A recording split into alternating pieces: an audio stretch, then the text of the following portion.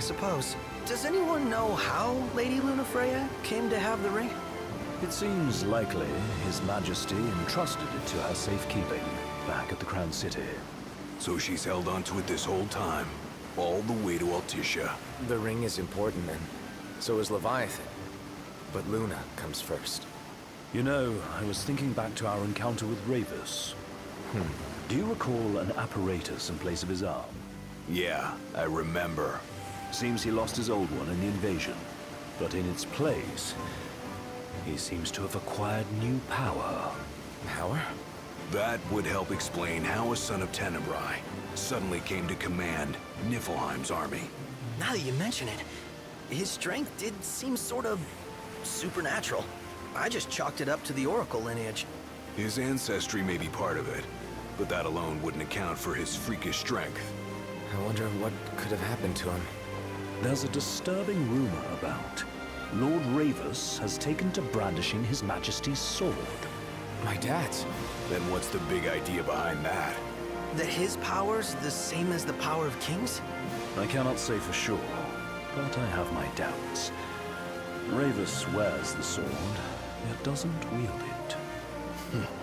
For all his newfound powers, he's still the Chancellor's lapdog, holding on to the enemy king's sword like some badge of honor.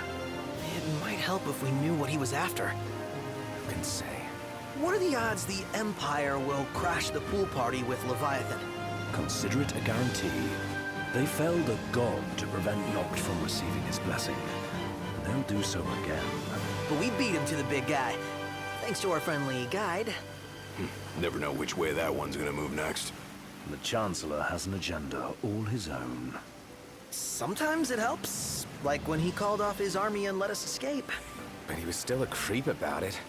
Well, it feels like he's only helping us because he wants something. I just don't know what. Reckon we'll see him again? Certainly hope not. Not your type? No love lost for phonies. As Gladio said, his actions are motivated not by altruism, but by self-interest.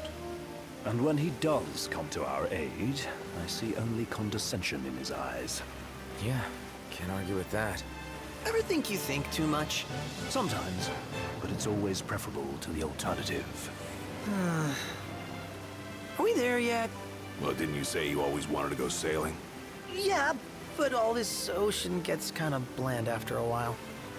Last time I checked, it was amazing and life-changing.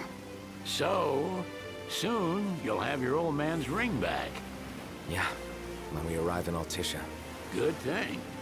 To him, it was his heritage. Is that what my dad said?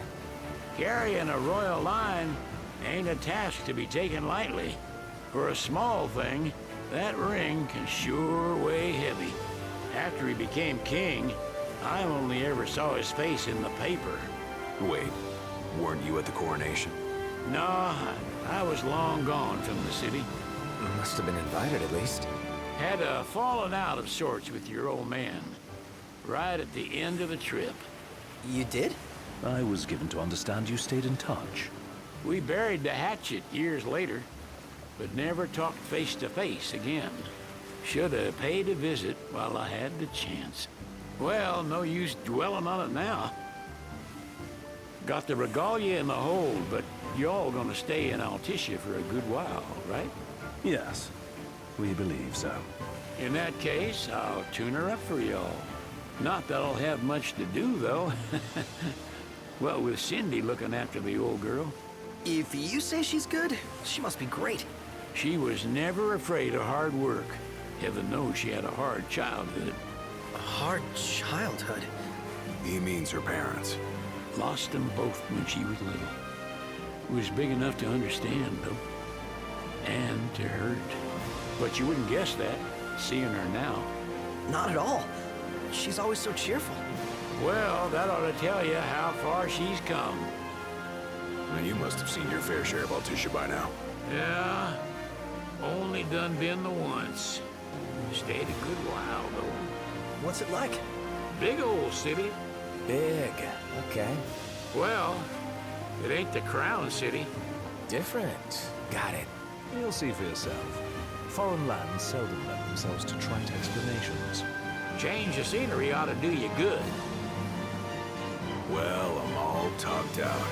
Can't be far to Altisha now, right? We'll be there in no time. Nice having the wind at our backs. Lodgings are our first order of business. All work and no play? Make Cygnus a dull boy. Someone has to babysit you two.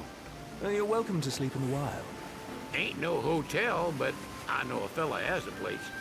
Hey now. Wescombe ran with Reggie and me way back when. Oh, was he the other one in that photo with the garage? Yep, runs himself a diner or a cafe or something. Go and see for yourselves. Sure. Does the place have a name? McGee or Magoo or Mago, that's the one. Nice. You can count on Old Wes. He'll chew your ears off. The government issued a statement promising that the reasons behind awakening the Hydrian would be clarified in the ceremonial address. Got a signal. Delivering the address will be Lady Lunafreya, who was previously reported dead.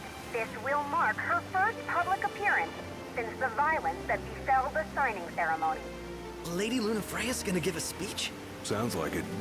Lord knows. This world could use some wisdom. Won't be much longer now, Noct. Yeah.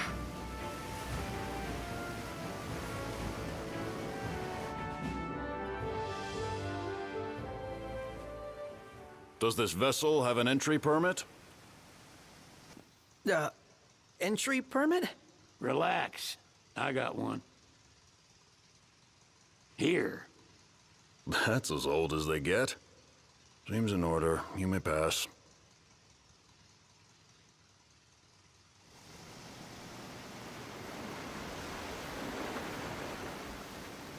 Prepared in advance. Could say that. 30-odd years ago. That's what the guy meant by old. Lucky us, huh? That could have ended badly.